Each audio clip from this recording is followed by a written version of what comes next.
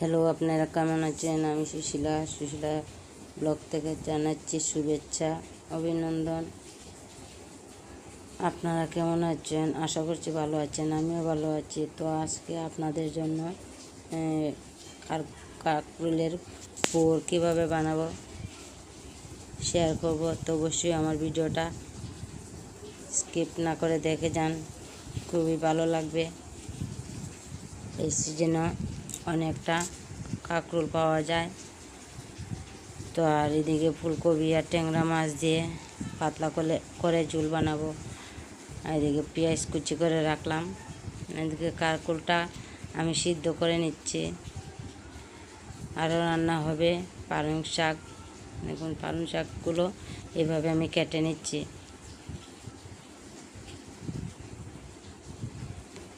তো দেখুন, সিদ্ধ করে নিচ্ছি, সিদ্ধ করে নিব, ভালো করে সিদ্ধ করে নিব। তো দেখুন, সিদ্ধটা হয়ে গেছে। আমি এখন জল ঝরিয়ে নিব। জল ঝরিয়ে এই কাঁকরোলের ভিতরের পুরটাকে বের করে নিব, মানে বিচিগুলা বের করে নিব। অনেকটা গরম আছে, তাই আমি হাতা দিয়ে করছি। হাতা দিয়ে ধুয়ে আমি ঠান্ডা জল দিয়ে ধুয়ে নিব। তো ঠান্ডা হয়ে যাবে। তো আমি চামচ দিয়ে এই বিচিগুলা সবগুলো বের করে দিব।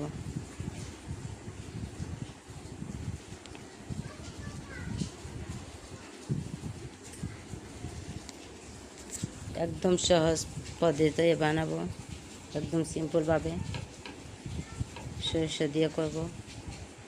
আর এদিকে দেখুন, আমি ট্যাংরা মাছগুলো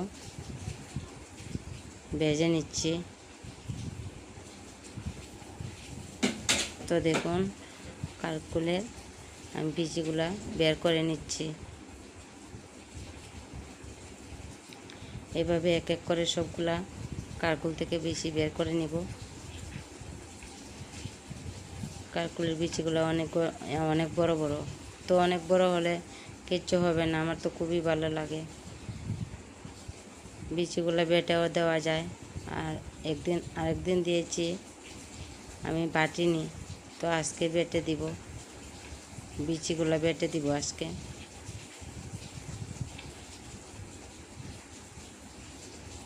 তো অবশ্যই আমার সঙ্গে থাকুন, ভিডিওটা খুবই ভালো লাগবে। কীভাবে রেসিপিটা করছি দেখে নিন। আর লাগবে সরষে দিয়ে করব।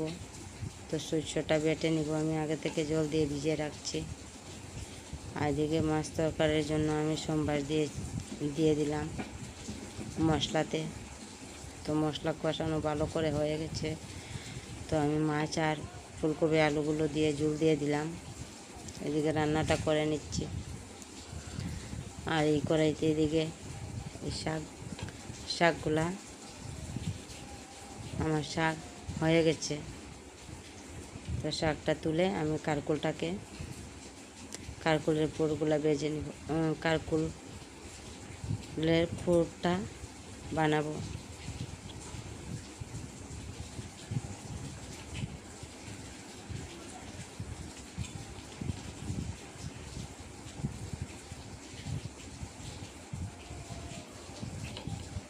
রান্নাটা করতে অনেকটাই সময় লাগে। আর এদিকে কাঁকরোলের পুর তো অনেকটাই টাইম লাগে, দেখতে কিন্তু অনেক সহজ লাগছে, কিন্তু বানাতে গেলে এতটা সহজ নয়।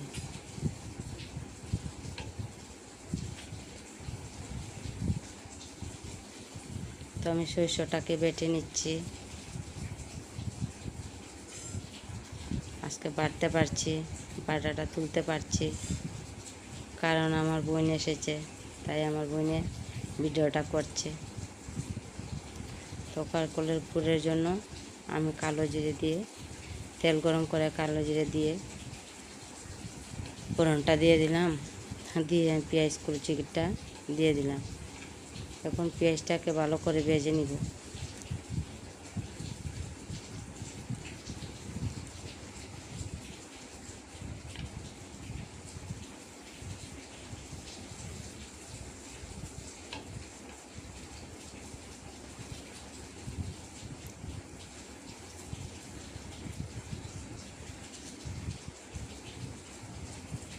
দেখুন পেঁয়াজটাকে আমি ভেজে নিচ্ছি। তো আমি কারকলের বিচিগুলো দিয়ে দিলাম, আর কারকলের বিচির সঙ্গে আমি কিছুটা কাঁচা লঙ্কাও দিয়ে দিলাম। কাঁচা লঙ্কাগুলো লাল হয়ে গেছে অনেকটা। তো আমি কাঁচা লঙ্কা আর কারকলের বিচিগুলো দিয়ে দিলাম। তো স্বাদ অনুযায়ী লবণ দিয়ে দিলাম, আর হলুদ দিয়ে কিছুক্ষণ ভেজে নিব।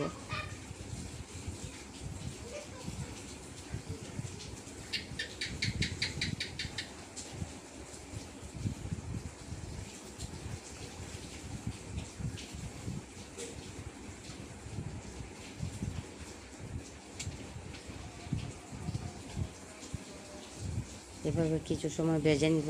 ভেজে নিয়ে আমি সরষেটাকে দিয়ে দিব। সরষেটা তো বাটা হয়ে গেছে, আরও কিছুক্ষণ ভেজে নিব। এদিকে ট্যাংরা মাছের ঝোলটা আমার হয়ে গেছে।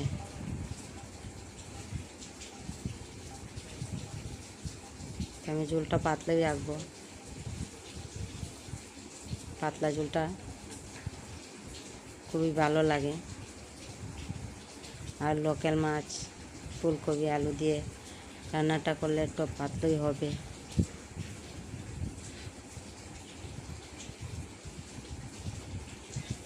তো দিয়ে দিচ্ছি সরষেটা দিয়ে আমি 2-3 বার ভেজে নিব। সরষে দিয়ে বেশি ভাজা যাবে না, তিতা হয়ে যাবে। তাই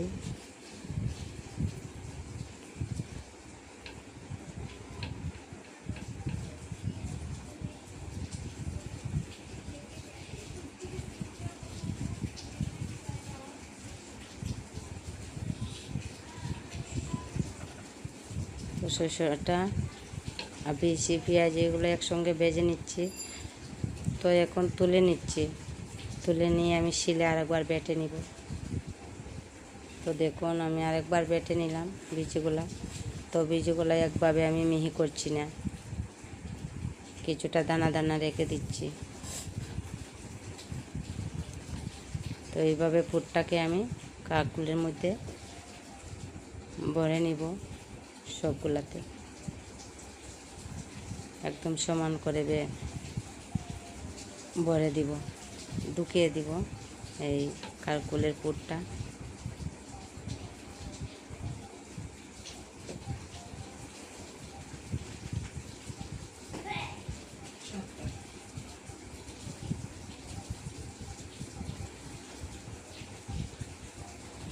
তো দেখুন আমার সবগুলা কারকুলের পুর একদম ঠিকঠাকভাবে রেডি করে নিচ্ছি। আর এদিকে বেসন গুলে নিচ্ছি। তো বেসনটার মধ্যে আমি বেশি কিচ্ছু দিইনি, শুধু হলুদ আর লবণ দিয়ে দিলাম।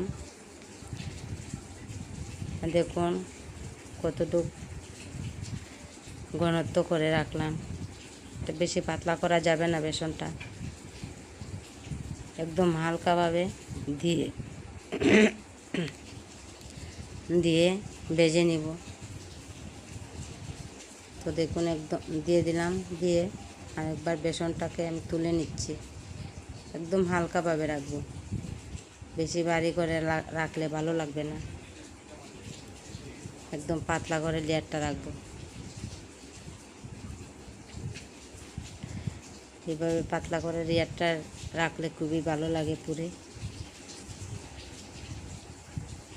তো বেসনটা এই ঘনত্বটাই রাখতে হবে,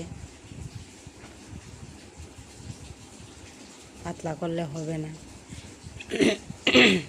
তো দেখুন এইভাবে আমি এক এক করে সবগুলা পুর আমি ভেজে নিচ্ছি।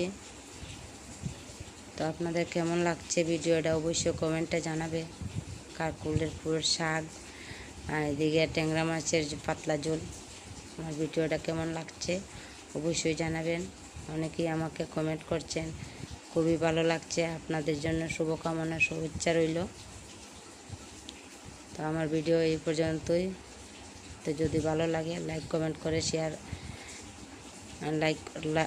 লাইক কমেন্ট করে পাশে থাকবেন।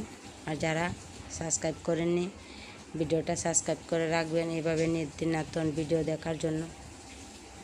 তো দেখুন এইভাবে আমি সবগুলা রান্না কমপ্লিট করে নিলাম। আর পোরটা তো ভাজা হচ্ছেই, আপনারা তো দেখতেই পাচ্ছেন। বাই বাই বন্ধুরা, দেখা হবে নেক্সট ভিডিওতে।